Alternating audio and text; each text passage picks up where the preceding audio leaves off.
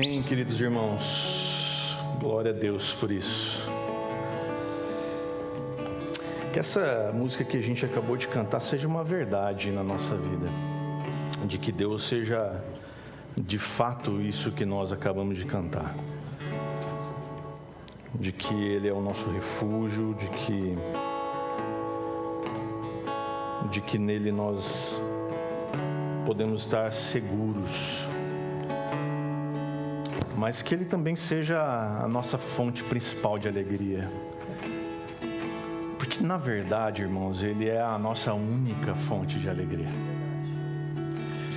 Toda a nossa alegria, toda a satisfação que a gente pode ter vem dEle. Não de mais ninguém. E não de nenhuma coisa. Só dEle. Toda a nossa satisfação e toda a nossa alegria vem do Senhor. E quando a gente entende isso, irmãos, decepção, frustração vão passar de largo da gente, porque a gente vai entender que somente em Deus a gente está satisfeito, somente em Deus nós somos alegres de verdade. Amém? Que em nome de Jesus, irmãos, isso seja uma verdade no nosso coração, bastante presente. Queria que você abrisse já a sua Bíblia em 1 Pedro capítulo 4. Esse vai ser o tema, o texto da nossa reflexão hoje de manhã. Hoje é domingo de carnaval. Eu queria falar um pouco com você sobre essa data que o mundo celebra.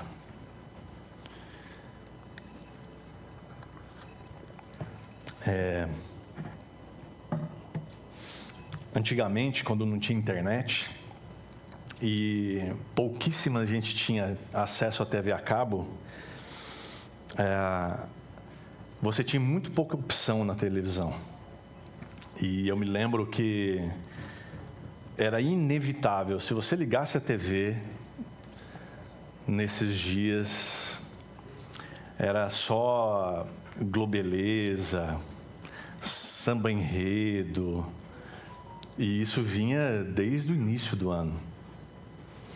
E eu assim, nunca gostei nada de carnaval, mesmo quando eu não era crente. Carnaval era uma coisa assim que não fazia muito sentido para mim. E era insuportável para mim esses dias, de ver aquelas propagandas insistentes o tempo todo. Mas hoje o mundo ainda comemora o carnaval. E como comemora, né? E essa festa tem raízes muito antigas. A começar do nome, carnaval, vem de uma expressão latina que significa mais ou menos como retirar a carne, ou adeus à carne. A origem do carnaval é, na verdade, uma mistura de tradições. Essa celebração, se é que a gente pode chamar assim, ela herda elementos de festas da antiguidade, onde pessoas do alto clero iam para festas usando máscaras, e ali elas podiam ser quem elas quisessem. Inclusive, plebeus podiam participar também, e a máscara igualava todo mundo. Então você pode imaginar que tipo de coisa acontecia nessas festas. Melhor não imaginar. E olha que coisa interessante, com a ascensão do cristianismo, a Igreja Romana, ela oficializa essa festa, esse período, e dá para esse período do ano alguns significados, porque esse período do ano em que é celebrado o carnaval é marcado por uma liberdade antes de uma rigidez religiosa que viria a seguir. Por isso o nome adeus à carne. indicando aqui que depois da folia, depois da festa, viria um período de abstinência. A quarta-feira de cinza, por exemplo, representa esse choque de realidade. Depois que as pessoas festejam bastante, a quarta-feira de cinza ela é um marco inicial da quaresma. É quando as pessoas arrependidas e se preparando para um período de penitência, elas vão literalmente às cinzas. Antigamente, essas cinzas usadas na quarta-feira de cinzas eram os ramos que ano passado, no ano anterior, haviam sido usados na festa da Páscoa, que secaram e foram queimados e aí viraram cinzas, e com essas cinzas as pessoas se marcavam. E essa cinza nas pessoas simbolizava a fragilidade humana, de quanto o ser humano é frágil e precisa de arrependimento. A quarta-feira de cinza é aquele momento do pé no chão, né?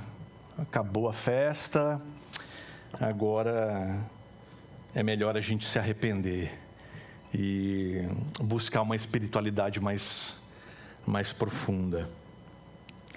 E não é por acaso que no Brasil as coisas aconteçam depois do carnaval, não é? É por causa disso. Aí vem a quaresma. Quaresma são esses 40 dias de retiro, um retiro espiritual. 40 dias para fazer referência aos 40 dias de Jesus no deserto. É um tempo dedicado a 3 pilares aqui fundamentais. O primeiro deles é o jejum, que é essa disciplina com o corpo e com o espírito. Os católicos romanos, por exemplo, se abstêm de carne. Também é usado esse período para oração. Eu me lembro que na minha infância eu conhecia católicos, eu não sei mais hoje, mas na minha infância, da minha origem católica, era muito comum ver as pessoas levarem muito a sério esse período de quaresma. E, de fato, tirarem esse tempo para orar de verdade. Eu me lembro que a minha avó, ela tinha uma rigidez muito grande nesses períodos. E para ela era um período santo. E também tinha uma forte iniciativa para a caridade. Então, olhar para o próximo também fazia parte desse retiro espiritual. Então, jejum, oração e caridade eram coisas muito comuns desse período. Basicamente, a coisa vai da celebração máxima, que é o carnaval, onde as pessoas extravasam, fazem o que dá na telha, para a consciência de finitude, ou seja, da fragilidade, as cinzas, e finalmente para um processo de limpeza interna, que é o período da quaresma. Mas nos bailes de carnaval da antiguidade, as pessoas usavam máscara, como eu disse. E as máscaras na cultura humana, elas representam um elemento muito simbólico, também artístico. E tinha muita relevância nessa simbologia, nesse meio festivo de bailes de carnaval. E atravessa séculos e civilizações também. Mas as máscaras, elas servem para ocultar, elas servem para transformar, elas servem para representar, para funcionar como uma parte de divisão entre aquilo que é real, o mundo físico, material, e do mundo espiritual. Ou daquilo que é real, da realidade, do social. Como eu disse, as máscaras igualavam todo mundo. Hoje nós certamente vivemos ainda em uma cultura de fantasias. Sejam elas fantasias espirituais, sejam fantasias sociais ou até morais. A gente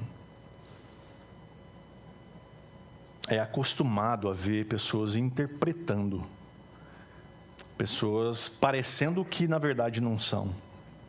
E ainda mais nessa era digital, a gente percebe que isso fica mais evidente ainda. Então, muitas pessoas, elas tentam esconder o vazio, a dor e a podridão do pecado que existe dentro delas com máscaras bem elaboradas, máscaras bem brilhantes, máscaras caprichadas de alegria, mesmo que sejam momentâneas, mesmo que sejam passageiras. O apóstolo Pedro, escrevendo aqui essa carta, ele escreve para os cristãos que viviam num contexto de uma forte influência pagã. Aliás, todo o Novo Testamento, as cartas de Paulo, são escritas para cristãos que viviam nesse contexto. E, pasme você, elas continuam servindo para isso. E aqui o apóstolo nos convida a tirar a fantasia, as máscaras de uma vida que já não nos pertence mais e nos revestir de uma vida real, de uma vida em Cristo. O texto que a gente vai estudar hoje é de 1 Pedro capítulo 4, nós vamos estudar dos versos 1 a 6. Ele fala das relações dos cristãos com os não cristãos. E ele busca aqui tirar conclusões sobre o viver que eu e você devemos ter neste mundo, a partir de um modelo. E que modelo é esse? É um pastor?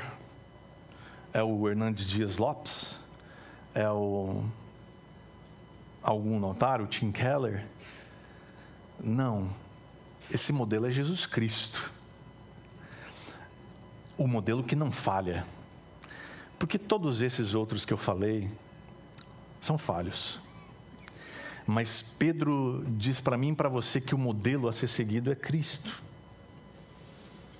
E antes de entrar no capítulo 4, eu quero ler para você o versículo 18 do capítulo 3, em que Pedro dá essa ênfase, quando ele diz assim: pois também Cristo padeceu uma única vez pelos pecados, o justo pelos injustos, para conduzir vocês, a mim e você, a Deus, morto, sim, na carne, mas vivificado no Espírito.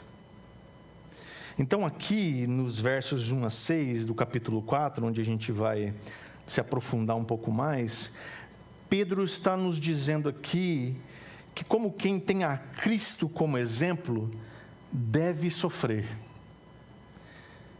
Ou seja, as dificuldades de ser crente.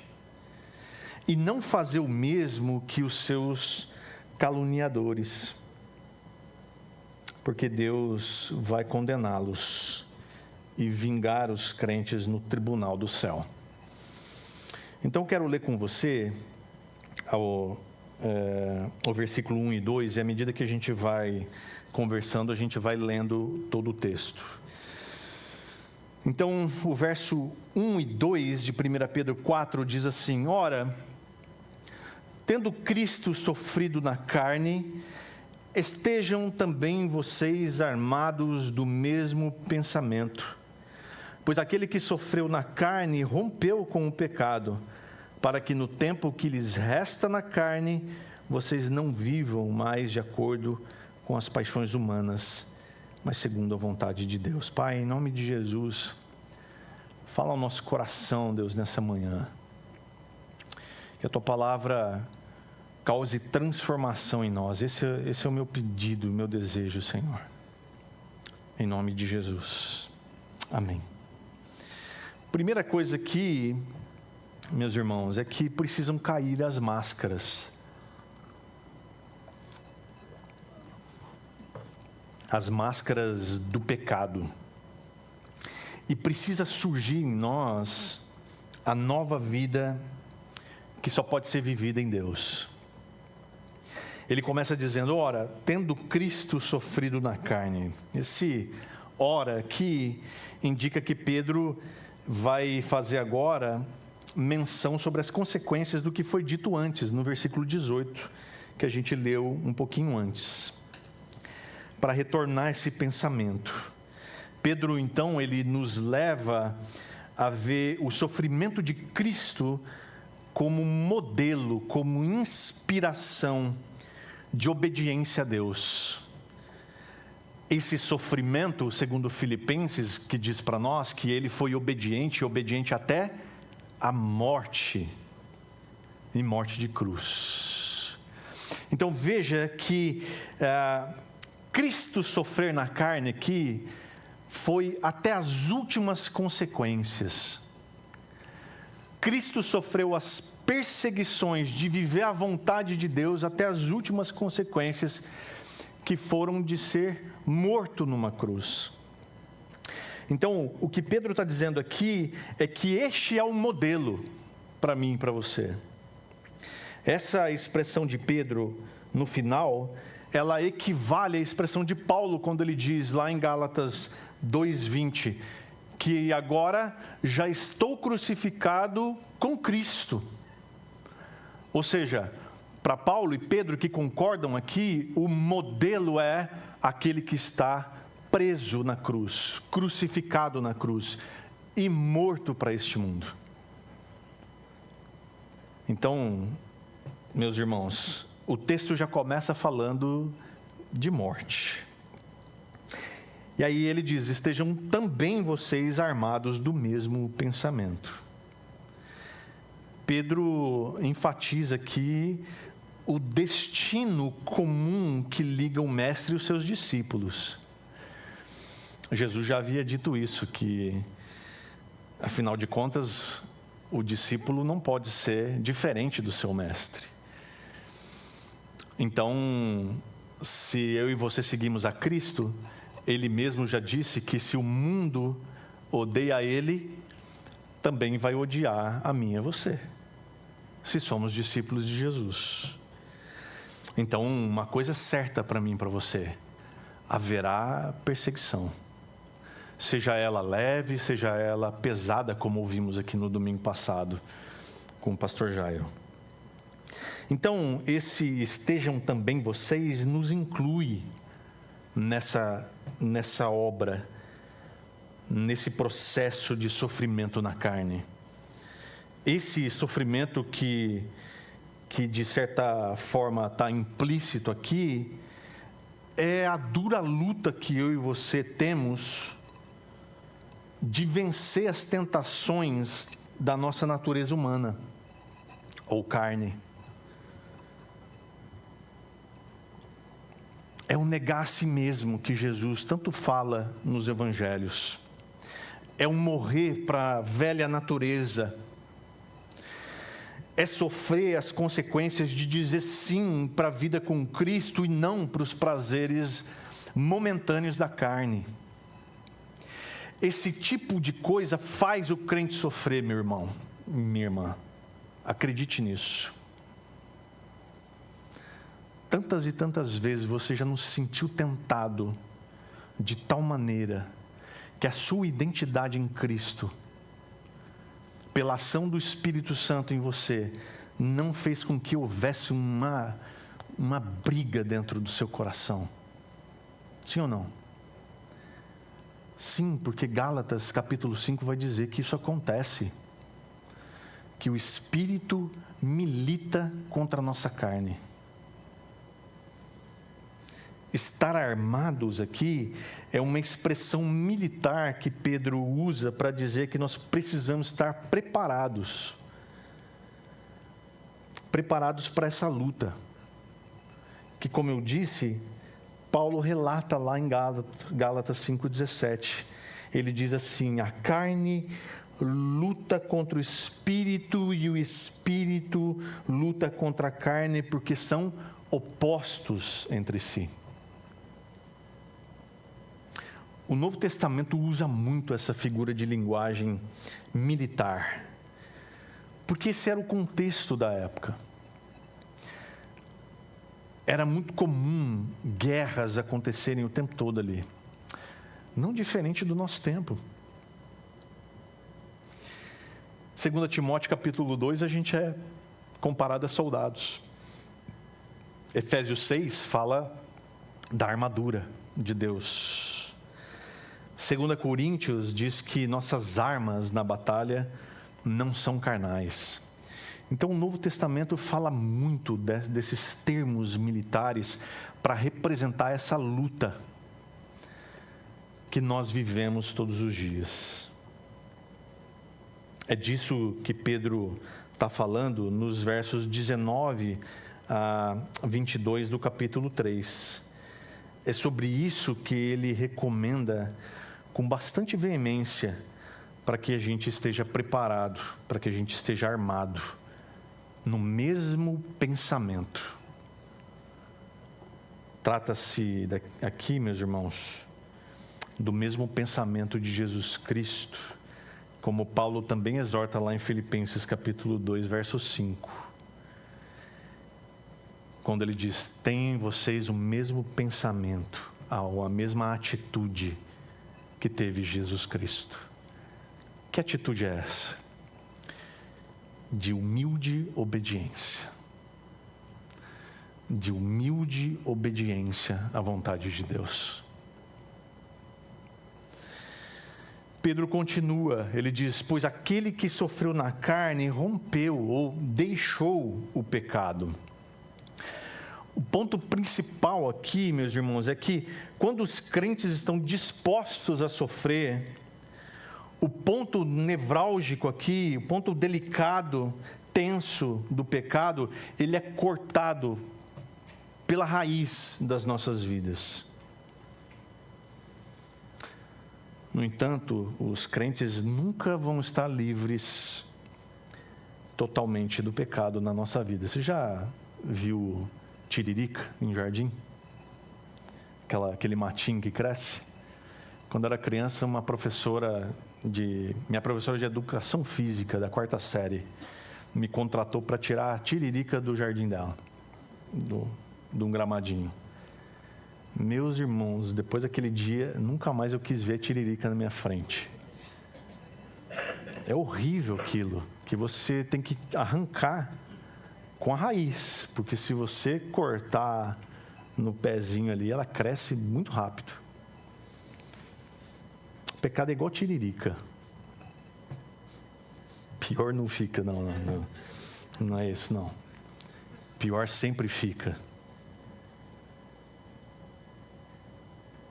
Então, meus irmãos, a gente nunca vai estar livre dessa maldição do pecado na nossa vida.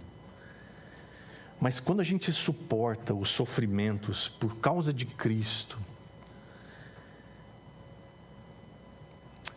nós mostramos o propósito real da nossa vida, que é vivida em Jesus. Que não é viver para os nossos propósitos de buscar os nossos próprios prazeres, mas o propósito de fazer a vontade de Deus. Então, essa frase que Pedro escreve aqui, significa que o sofrimento quebra padrões. Os padrões que o pecado vai estabelecendo na nossa vida. Porque Cristo, que morreu, libertou a mim e a você. A ideia de romper ou deixar aqui o pecado é literalmente parar de pecar. 1 João capítulo 3, verso 6 diz assim: todo aquele que permanece nele não vive pecando. Todo aquele que vive pecando não o viu, nem o conheceu. É claro que João está falando aqui de quem vive na prática habitual do pecado. Infelizmente, eu e você vamos pecar até o final dos nossos dias. Mas existe uma grande diferença de pecarmos deliberadamente, de vivermos em pecado, de coisas que nós sabemos que é pecado e continuar deliberadamente fazendo as mesmas coisas. É disso que o texto trata. Eu e você podemos cometer deslizes, mas viver, morar no pecado, isso não é tolerável. Então, aqui nós temos dois tipos de declarações. Em uma, o cristão não peca mais, no sentido de uma vida de pecados, de uma vida profana, de uma vida pecaminosa, como um hábito contínuo de pecados, de não se importar com a vontade de Deus, de não se importar com o que Deus pensa a respeito daquele ato, daquela atitude. Então ele não peca mais. Por outro lado, e agora vem a notícia ruim, o cristão continua e continuará lutando contra o pecado em toda a sua vida, necessitando sempre, a vida inteira, de novo, de ser exortado a deixar o pecado. Pedro continua: para que no tempo que lhes resta na carne, vocês não vivam mais de acordo com as paixões humanas, mas segundo a vontade de Deus. Em primeiro lugar, a vida do cristão, ela não deve ser definida pelo pecado ou pela luta contra ele. Veja, a nossa vida como crentes, como cristãos, não pode ser definida pela nossa luta. Ai, nossa, como eu sofro. Ai, como é difícil suportar as tentações. A nossa vida não pode ser definida por isso. Mas a nossa vida precisa ser definida pela nossa busca, pelo nosso empenho por fazer a vontade de Deus. Existe uma grande diferença quando você olha para o pecado e, olhando para o pecado, você diz: ai, meu Deus, eu não posso nem olhar. Ai, eu não posso nem chegar perto. Ai, eu não posso, e virar o rosto. Mas a nossa realidade em Cristo nos faz olhar para o pecado e dizer: eu não quero, porque isso não tem nada a ver com quem eu sou em Cristo. Essa é a grande diferença, irmãos. Enquanto a gente continuar com essa luta de olhar para o pecado e dizer: ai, meu Deus, me livra, não posso, é porque isso ainda tem raízes no seu coração. O rompimento com o pecado precisa se mostrar concretamente no dia a dia do cristão. Quando dá aquela vontade de mentir no telefone, você imediatamente, pela ação do Espírito no seu coração, você dizer: não, isso não tem nada a ver comigo. Quando dá aquela vontade de olhar alguma coisa que não se deve, no celular, ou seja, onde for, imediatamente no seu coração, o Espírito falando, você dá ouvidos e rejeita aquilo. Quando dá aquela vontade de você ser rude com alguém, imediatamente o Espírito Santo falando ao seu coração e você dando ouvidos, você passa a ser terno com aquela pessoa. O tempo que nos resta na carne é o nosso tempo de peregrinação nessa terra. Como o apóstolo Pedro mesmo diz, que nós somos peregrinos e forasteiros aqui. E nós temos duas opções nesse tempo que nos resta. A primeira delas é viver de acordo com as paixões humanas. Dar vazão, fazer o que tiver vontade. E essas paixões que dominam quem se entrega a elas. A segunda opção é viver segundo a vontade de Deus, que é um tema importante aqui nessa carta. Como o cristão já rompeu com o pecado, ele não se deixará dominar pelas paixões e vai se submeter voluntariamente à vontade de Deus. Por isso, irmãos, nessa vida, as paixões que vão se intensificando, e para muita gente, especialmente nessa época do ano, essas paixões, essas coisas, elas pregam que a felicidade está no ceder aos desejos da carne. Só que Pedro ensina que a liberdade está em dominar esses desejos, essas paixões. Enquanto o mundo se veste de máscaras, de fantasias para fugir da realidade do mundo, o cristão se arma com a mente de Cristo para enfrentar a realidade do mundo com santidade. Então, no tempo que nos resta, nós viveremos de impulsos ou com um propósito. Segunda parte do texto está nos versos 3 e 4. Eu quero que você leia comigo, por favor. Ele diz assim: porque basta que no passado vocês tenham feito a vontade dos gentios, tendo andado em práticas libertinas, desejos carnais, bebedeiras, orgias, embriaguez e indetestáveis idolatrias. Por isso, falando mal de vocês, estranham que vocês não se juntam com eles no mesmo excesso de devassidão.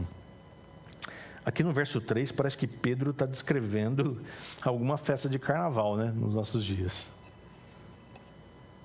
Ele começa dizendo assim: porque basta que no passado vocês tenham feito a vontade dos gentios.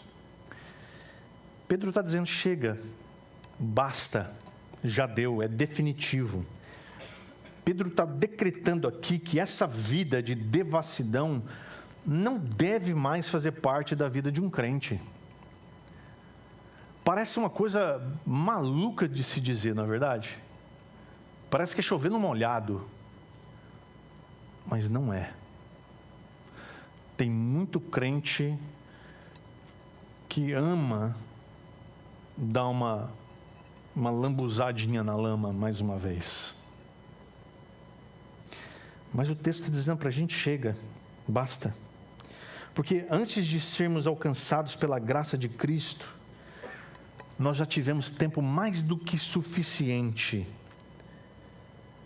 para viver em pecado, para viver na lama. Assim como o filho pródigo, lá na lama com os porcos, e decide voltar para a casa do pai. Ele não quer mais voltar para lá. Por isso eu e você temos que olhar para onde Deus nos tirou e não desejar voltar para lá, mas sentir nojo daquilo. Eu lembro uma vez conversando com um pastor conhecido, ex-usuário de drogas. Ele tem uma banda até hoje, uma banda de rock and roll pesadão, crente. O nome dele é Pastor Beethoven, é o nome dele mesmo. E aí ele me contando que uma vez, 13 anos limpo das drogas, ele foi tocar numa cidade e colocaram ele num hotel, e ele saiu na sacada do hotel, ele abriu a janela, e quando ele abriu a janela, dava para um vale, e em cima tinha várias casas, e não um morro, era uma favela perto do hotel. E ele percebeu que numa daquelas casas, daquela favela, tinha muita gente entrando e saindo. Ele percebeu ali que era uma boca de fumo. No coração dele, imediatamente, ele me contando isso, ele falou assim: eu senti saudade daquele corre, daquele movimento.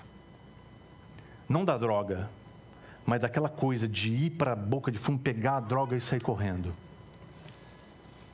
E quando ele percebeu isso, ele fechou aquela janela, foi para dentro do quarto e foi buscar a Deus. Porque a nossa natureza, irmãos, não é coisa que se brinque.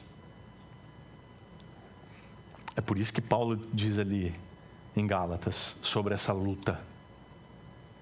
Essa luta é real, ela é verdadeira e ela é acirrada. A ideia aqui, contextualizando com os dias de carnaval que a gente vive, né, é mais ou menos essa. Pedro está dizendo, chega de folia, hoje já é quarta-feira de cinza, se arrependa e fuja da carne. A vontade dos gentios aqui é completamente oposta à vontade de Deus. E aí Pedro vai dizer assim, tendo andado em, e vai fazer uma lista de coisas bastante negativas aqui. A primeira delas é práticas libertinas, ou em outras versões aí, dissoluções, que tem a ver com práticas que envolvem luxúria, uma luxúria desenfreada, excessos como um todo, na verdade. Fala de sensualidade, de libertinagem, de um caráter que é ultrajante, desaforado. Fala de insolência. Então, tudo isso aqui são dissoluções ou práticas libertinas. Quase não tem sensualidade nesse negócio do carnaval, é ou não é? Esses dias eu estava pensando que quando eu era criança, e já faz um tempinho, já apareciam em bailes de carnaval ou em desfiles de carnaval transmitido para todo o Brasil mulheres nuas. Não é coisa de hoje. E homens também, né? Pedro está dizendo assim que essas coisas elas já eram, faz parte do passado do crente.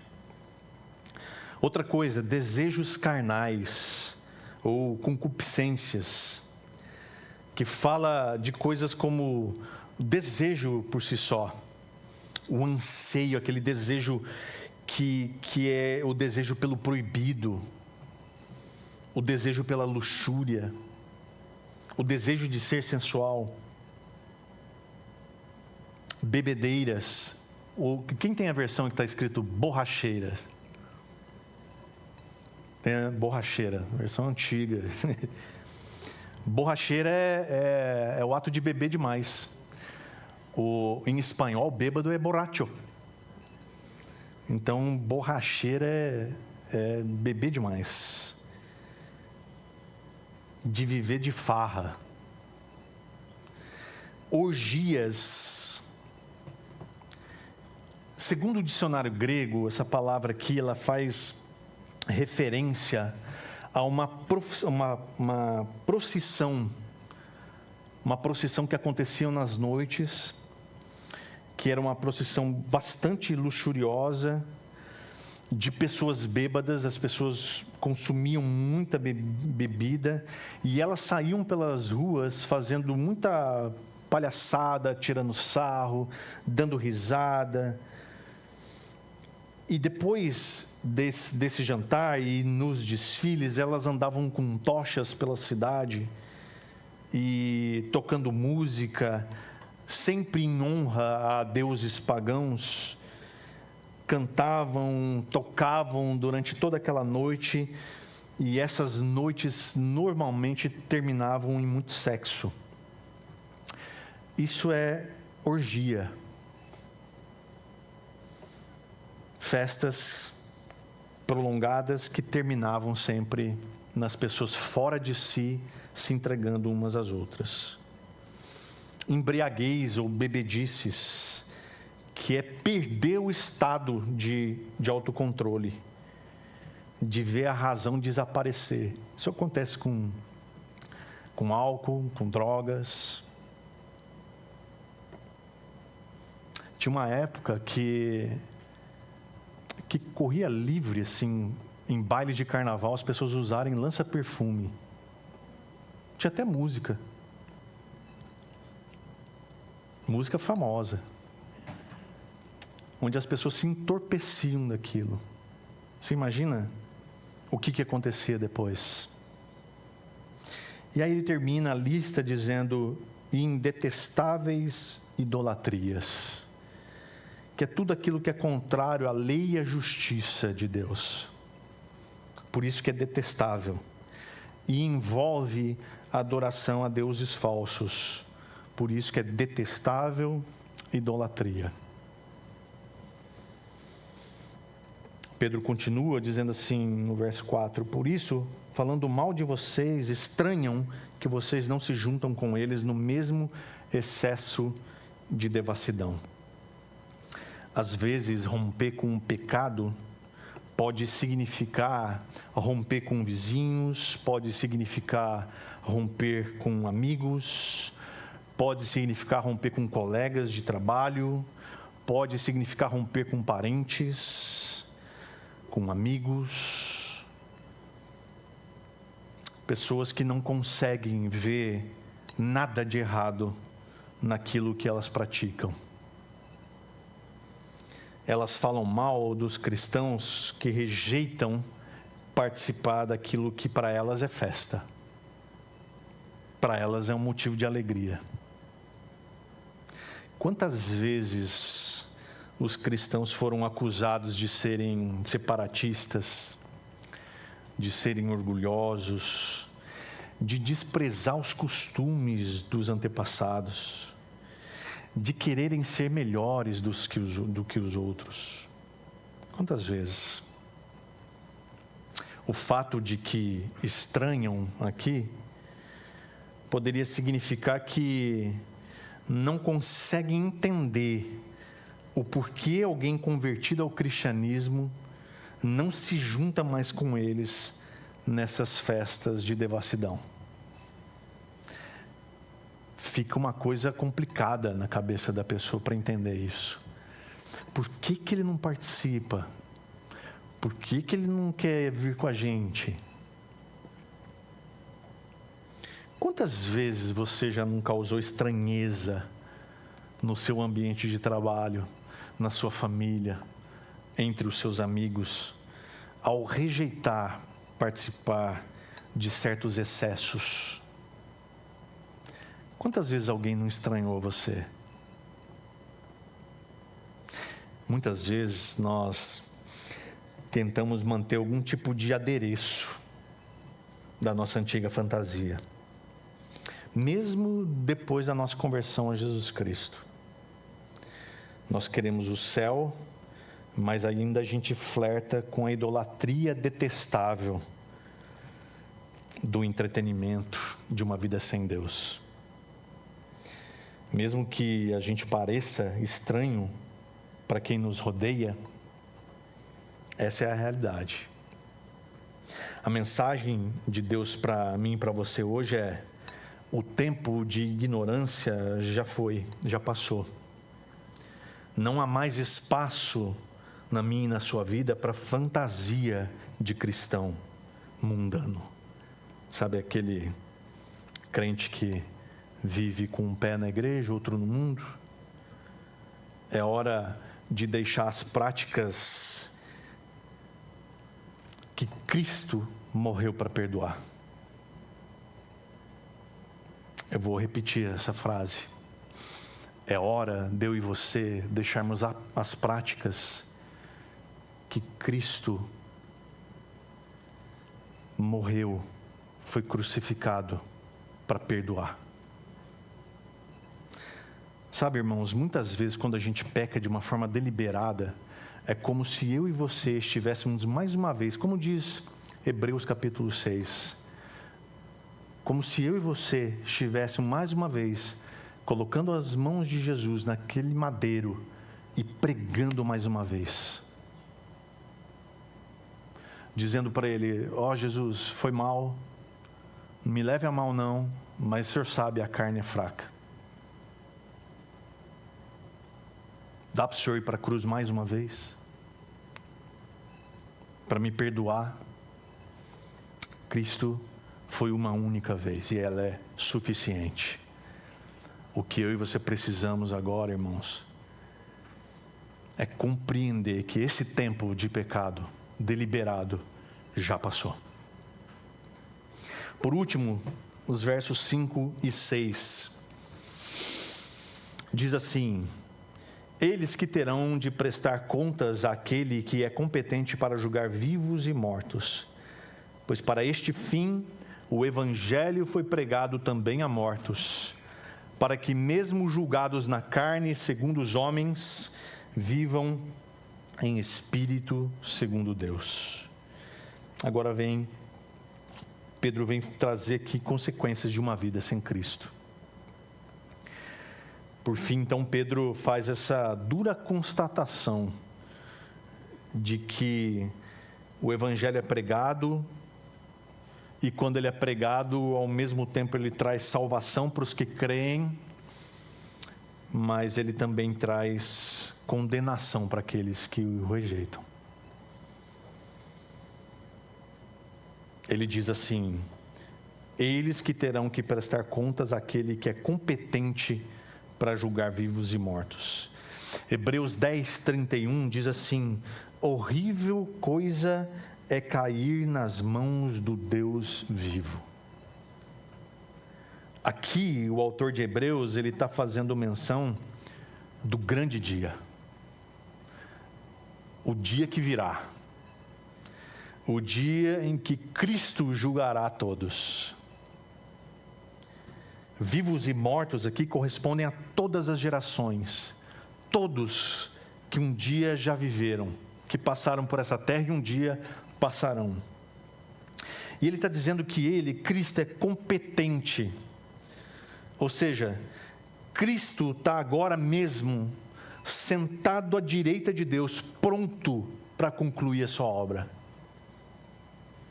Irmãos, Cristo está neste momento sentado à direita de Deus, só esperando a ordem do Pai, dizendo: filho, pode concluir a sua obra. E isso, meus irmãos, precisa causar um temor santo no nosso coração, sabe? Não medo de que isso vai acontecer a qualquer hora, mas um temor de que quando isso acontecer, quando Deus disser para o filho: vai, então, meus irmãos, esse grande dia estará concluído, e aqueles que creem estarão com ele, mas aqueles que não creem,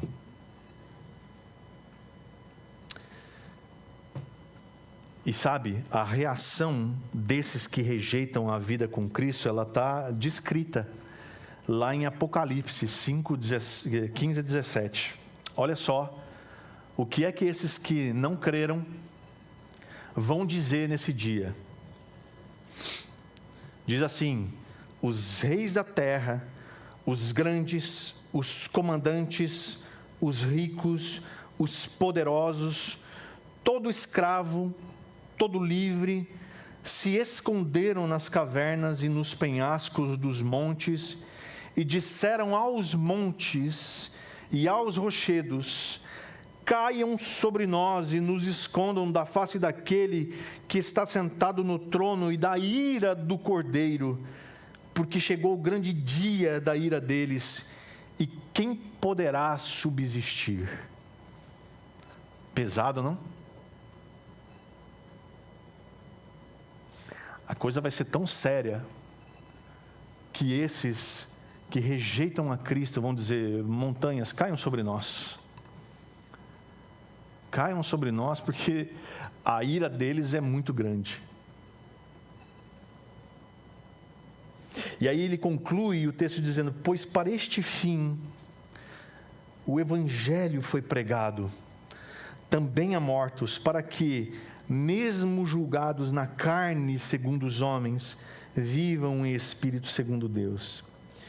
Essa expressão pregado a mortos aqui provavelmente é uma referência para aqueles que agora estão fisicamente mortos, mas quando estiveram vivos lhes foi pregado o Evangelho e, portanto, morreram em Cristo.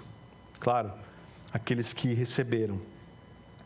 Pedro está falando de como o mundo julgou os cristãos segundo aquilo que eles conseguiram de maneira limitada enxergar a respeito dos cristãos, ou seja, na carne. E muitos desses cristãos foram martirizados por causa desse julgamento do mundo. Imagina quantos crentes não morreram e não morrem hoje por não negarem a Jesus Cristo como seu Senhor. Irmãos nossos que morreram lá na antiguidade, em arenas, comidos por feras, e hoje são expulsos de países, são perseguidos, são torturados, como a gente ouviu aqui no domingo passado, por pessoas que não entendem o que é o cristianismo, que não compreendem que Deus do céu desceu para essa terra, para através do seu sangue, comprar a mim e a você. Deus conhece o seu povo. Ah, como conhece. E Deus vai permitir que nós vivamos com Ele alegrias infindáveis por toda a eternidade. A festa do mundo, meus irmãos, tem hora para acabar. É quarta-feira. Porque a quarta-feira de cinza sempre chega. Mas quem vive pelo Espírito, vive para sempre as alegrias diante de Deus.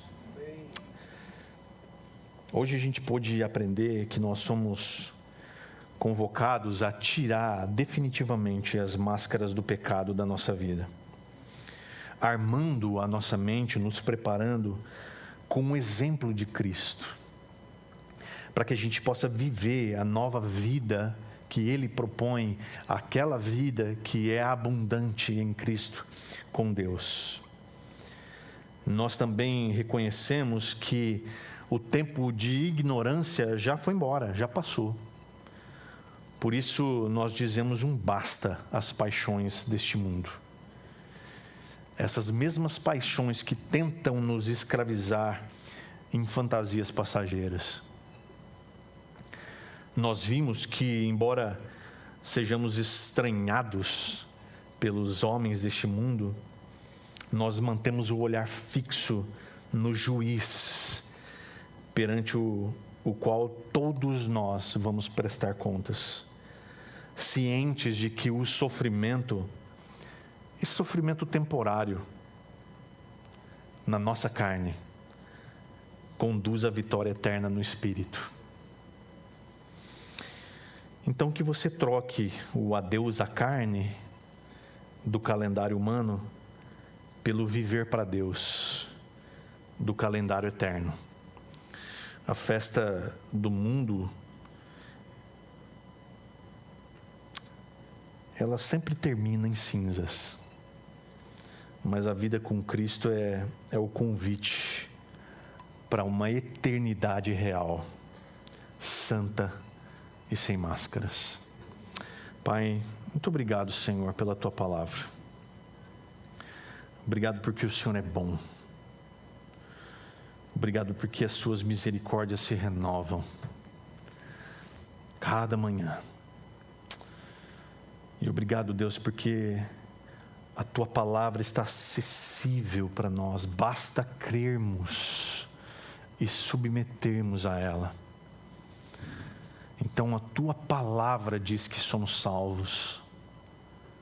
Obrigado, Deus, por essa verdade. Obrigado, Deus, por pertencermos a Ti.